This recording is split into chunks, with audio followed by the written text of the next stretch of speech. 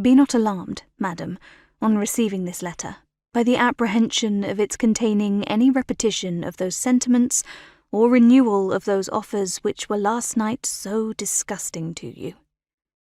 Elizabeth regarded her own reflection with a sense of disdain. She should be preparing for dinner. Instead, she clutched Mr. Darcy's letter in her hand, a precious keepsake of his affection, yet an enduring reminder of her unkind refusal of his marriage proposal.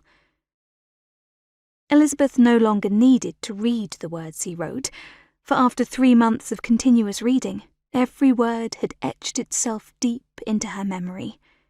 She closed her eyes. Yes, she could see every line written in his neat hand.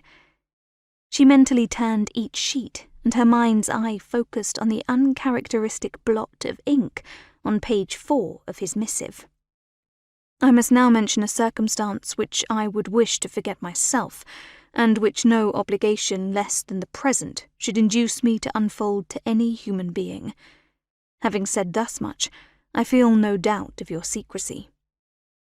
It was here that the ink stained the paper in an unexpected manner, so unlike the precise words and straight lines that characterized Mr. Darcy's writing.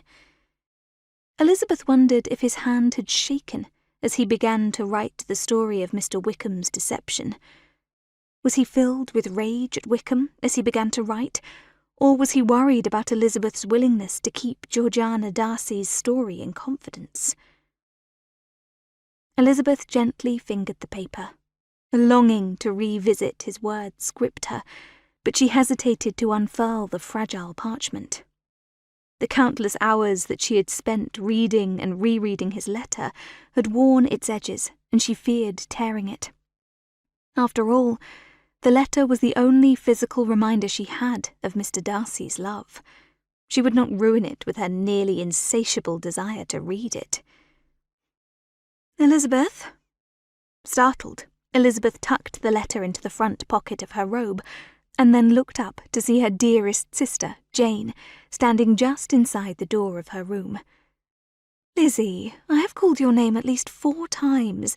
You must pay more attention. I am here to help you ready yourself for dinner.